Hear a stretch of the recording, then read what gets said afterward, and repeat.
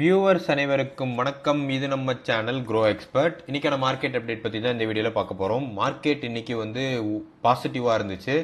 எல்லாரோட போர்ட்ஃபோலியோவும் பாசிட்டிவாக இருந்திருக்கும் நம்புகிறேன்.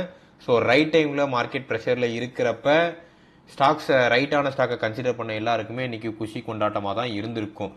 இதுக்கு பின்னாடி இருக்கிற முக்கியமான ரீசன் என்னவா இருக்குது அப்படின்னா, யூஎஸ் ஈரான் கிட்குள்ளே நடந்துக்கிட்டு இருந்த பிப்ரவரிலேருந்து நடந்துக்கிட்ட பிரச்சனை வந்து ஆல்மோஸ்ட் முடிவை நோக்கி வந்துட்டு அப்படின்னு ஈரான் சைட்லேருந்து ஒரு அஃபிஷியலான அனௌன்ஸ்மெண்ட் வந்திருக்கு. ஈரான் என்ன சொல்லியிருக்காங்கன்னா, நாங்கள் டிராஃப்ட் எம்ஓயு, அதாவது ஒரு டாக்குமெண்ட் வந்து நாங்கள் டிராஃப்ட் பண்ணி வச்சுருக்கோம். ஸோ கூடிய விரைவில் அந்த டாக்குமெண்ட்டில் வந்து நாங்களும் யூஎஸ் கவர்மெண்ட்டும் சேர்ந்து ஒப்பந்தம் கையெழுத்து போட்டுருவோம். அண்ட் இந்த இடைப்பட்ட காலத்தில் வந்து யூஎஸ் வந்து அவங்களோட வார்ஷிப்ஸ் எல்லாத்தையும் எடுத்துகிட்டு வெளியே போயிடுவதா சொல்லியிருக்காங்க. அப்படிங்கிற ஒரு கமிட்மெண்ட் வந்த உடனே க்ரூட் ஆயில் வந்து மொத்தமாக கிராஷ் ஆகி 5% கீழே விழுந்துருச்சு. 3 வாரத்துக்கு இல்லாத லோவுக்கு போயிருக்கு. ஸோ இது இந்தியன் மார்க்கெட்டுக்கு ரொம்பவே பாசிட்டிவாக இருக்குது. ஸோ இன்ஃப்ளேஷன் பொறுத்த வரைக்கும் ரீட்டைல் இன்ஃப்ளேஷன் வந்து 3.93லேருந்து 3.48 இன்க்ரீஸ் ஆகிருக்கு ஏப்ரலில் மட்டும். முக்கியமாக ஃபுட்டு, ஃபியூயல் காஸ்ட்டு இப்போ இருக்கிற சுச்சுவேஷன் அண்ட் ஆர்பிஐ வந்து ரேட்டை வந்து ரீட்டைன் பண்ணது எல்லாத்தையும் வச்சு இதே ரேட் கண்டினியூ ஆகிட்டு இருந்துச்சுன்னா இன்ஃப்ளேஷன் வந்து கண்ணா பின்னான்னு இன்க்ரீஸ் ஆகிவிடும். லைஃப் வந்து இந்தியாவில் வாழ்கிறதுக்கே ரொம்ப கஷ்டமாக இருக்கும். ஆர்பிஐ வந்து அவங்க ஃபினான்ஷியல் இயர் 2027 க்ரோத் வந்து ப்ரெடிக்ட் பண்ணது 6.9%. ஸோ பட் இப்போ அவங்க என்ன சொல்கிறாங்கன்னா, 6.9%லாம் பண்ணுறது ரொம்ப கஷ்டம் ப்ரோ அப்படின்னு சொல்லிட்டு 6.6 குறைச்சிருக்காங்க. எனக்கு பயமாக இருக்கிறதே ஒரு விஷயம் கவர்மெண்ட்டில் என்ன அப்படின்னா, ஆக்சுவல் நம்பரை டக்குன்னு சொல்ல மாட்டாங்க, 0.2 0.1 குறைச்சிட்டே வருவாங்க. ஸோ யாருக்கும் எந்த ஒரு கவலையும் தெரியாது என்பதற்காக இதுவும் இந்தியாவுக்கு வந்து ஒரு கவலைக்கிடமான நியூஸாக தான் இருக்கிறது. ஓவரால் குளோபல் வேர்ல்டு பேங்கே அவங்களோட க்ரோத்தை வந்து ஒரு 2.5% கிட்ட தான் நோட் பண்ணியிருக்காங்க. அதுக்கு அவங்க சொல்கிற முக்கியமான ரீசன் என்னவா இருக்குது அப்படின்னா, பேண்டமிக் சுச்சுவேஷனு, ட்ரேடு வந்து கொஞ்சம் சைக்கிளிக்கலாக இருக்கிறது, ஜியோ பொலிட்டிக்கலாக நிறைய கண்ட்ரி டு கண்ட்ரி சண்டை நடக்கிறது எல்லாத்தையும் காரணம் காட்டி. ஸோ வேர்ல்டு பேங்கே அப்படி சொல்லும்போது ஆர்பிஐ சொல்கிறதுல ஒன்றும் பிரச்சனை இல்லைன்னு நினைக்கிறேன். ஸோ டிசிஎஸ் வந்து இப்போ என்ன பண்ணுறாங்க அப்படின்னா, ஆந்த்ரோபிக்கோட என்டர்பிரைஸ் லெவல் ஏஐக்கு ஒரு லாங் டேர்ம் அக்ரிமெண்ட் போட்டிருக்காங்க. ஸோ இது டிசிஎஸ்க்கு இன்னைக்கான நாளில் ரொம்ப பாசிட்டிவாக இருக்குது. இது டிசிஎஸ்க்கு மட்டும் இல்லை, டாப் 4 ஐடி கம்பெனிஸ்க்கே ஒரு பாசிட்டிவான ஆஸ்பெக்டாக இருக்குது. ஏஐ எதிர்த்து போராடும் ஆஸ்பெக்டை விட்டுட்டு எல்லா பொழைக்க தெரிஞ்ச கம்பெனி எல்லாருமே ஏஐ கூட எப்படி ஜேர்னி பண்ணி ரெவன்யூ ஜென்ரேட் பண்ணுறதுங்கிற ஆஸ்பெக்ட்டுக்கு வந்துட்டாங்க.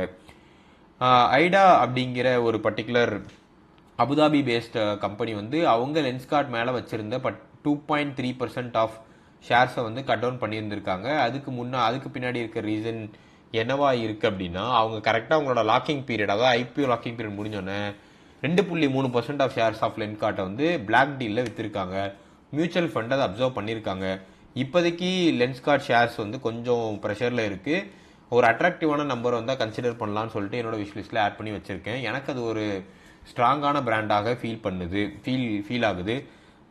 ஜி வந்து என்டர்டெயின்மெண்ட் வந்து கடந்த கொஞ்சம் சில வாரங்களாக நம்ம பார்த்ததில் கண்ணாப்பின்னு போட்டு அடி வாங்கிட்டே இருந்துச்சு. இப்போ அவங்க வந்து 2023 கோடி வந்து ஃபண்ட் ரைஸ் பண்ணலாம் அப்படிங்கிற ஆஸ்பெக்டை அந்த ஜியோட போர்டு வந்து அப்ரூவ் பண்ணியிருக்காங்க. அண்ட் பெஸ்ட் பார்ட் என்னன்னா, இந்த 2300 கோடியுமே பிஸ்னஸ் இனிஷியேட்டிவ்க்கும் எப்படி இப்போ இருக்கிற பிஸ்னஸை அடுத்த கட்டம் மூவ் பண்ணலாங்கிற மாதிரியான இன்வெஸ்ட்மெண்ட்டுக்கு பயன்படுத்த போகிறதாக தகவல் வந்திருக்கு.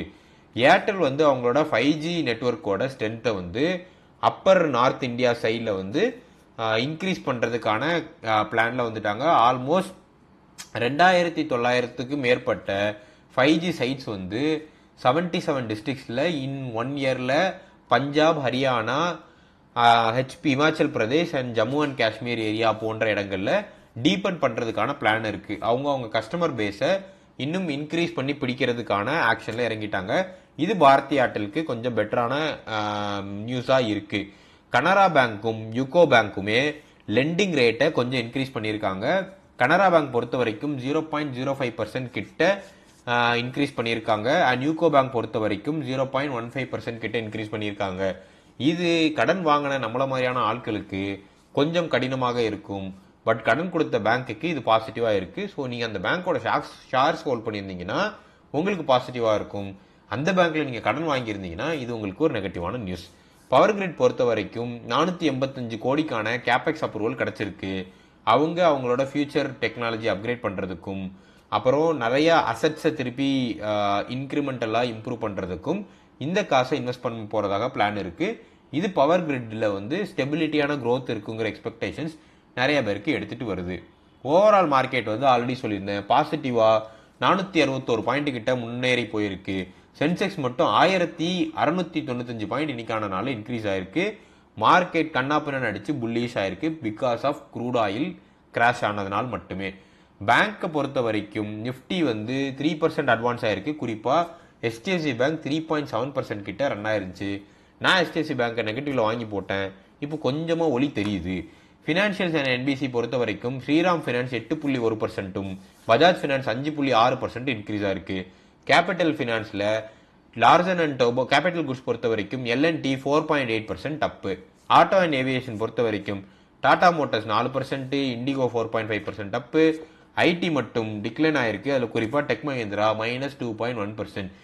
டிசிஎஸ், இன்ஃபோசிஸ், டெக் மஹிந்திரா எல்லாமே ஏன்னு சொல்லி என்னென்னவோ கிமிக்ஸ் காட்டினாலும் மார்க்கெட்டில் அதை போட்டு அடிச்சுட்டே தான் இருக்காங்க. அதுக்கு ஒரு விடிவு காலம் கிடைக்கும்னு சொல்லிட்டு எல்லாரும் இறைவனை வேண்டிக் கொள்வோம். ஆயில் அண்ட் கேஸ் பொறுத்த வரைக்கும் க்ரூட் ஆயில் 2.2% கிட்ட டிக்ளைன் ஆயிருக்கு. ஸ்பெசிஃபிக்காக ஓஎன்ஜிசியில். எஃப்எம்சிஜியில் Nestle 3% down, Tata consumer 0.7 down. Real estate stock almost on and அட்வான்ஸாக ட்ராவல் ஆயிருக்கு. யூட்டிலிட்டிஸ் பொறுத்த வரைக்கும் பவர் கிரிட் வந்து டிஃபென்சிவாக 0.5% கிட்ட ஓவரால் ப்ளே பண்ணியிருக்கு.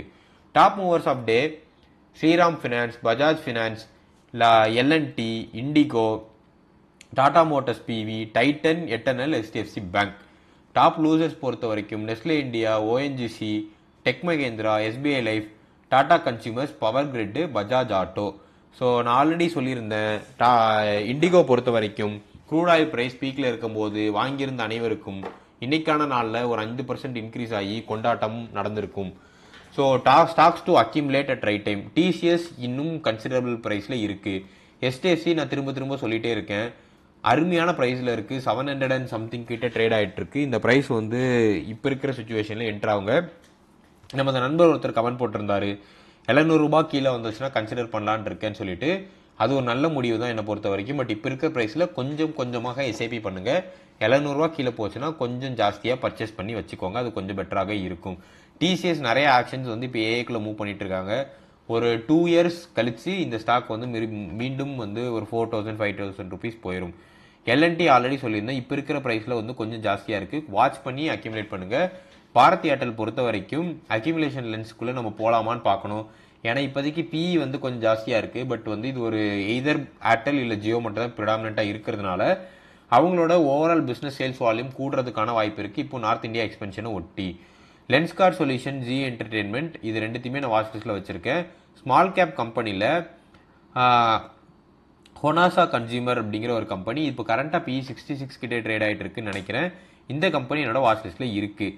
எட் பாரி, இது வந்து பேசிக்காக sugar and agri related products. இது வந்து ஆல்மோஸ்ட் வந்து 9 to 10% கிட்ட கண்ணாப்பினான்னு இன்க்ரீஸ் ஆயிருந்துச்சு. ஸோ அதனால் இதை ஃப்ளாக் பண்ணி வச்சுருக்கேன்.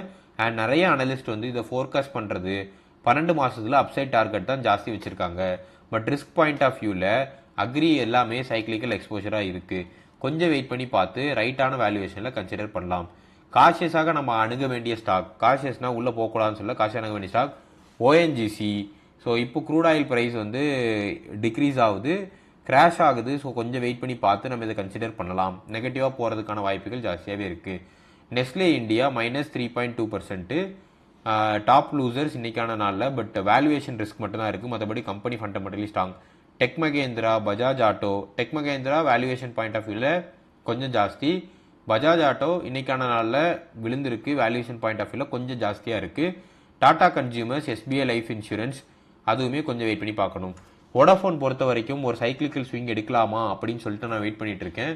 ஒரு நல்ல என்ட்ரி பாயிண்ட்டுக்குள்ளே போயிட்டு என்ட்ரி பாயிண்ட்டில் எக்ஸிட் பண்ணலாம் அப்படிங்கிற ஒரு ஆஸ்பெக்டில் இதை பார்த்துட்டு இருக்கேன். ஓவரால் இந்த வீடியோ உங்களுக்கு கண்டிப்பாக பிடிச்சிருக்கும் நம்புறேன். இந்த வீடியோ உங்களுக்கு பிடிச்சிருந்துச்சு அப்படின்னா மறக்காமல் இந்த வீடியோக்கு லைக் பண்ணிடுங்க. உங்கள் ஃப்ரெண்ட்ஸுக்கும் ஃபேமிலிக்கும் ஷேர் பண்ணுங்கள். உங்களுக்கு ஏதாவது ஸ்பெசிஃபிக்காக ஸ்டாக் பற்றி தெரிஞ்சுங்கன்னா கமெண்ட் பண்ணுங்கள். என்கரேஜ் பண்ணுற விதமாக சப்ஸ்கிரைப் பண்ணி விடுங்கள்.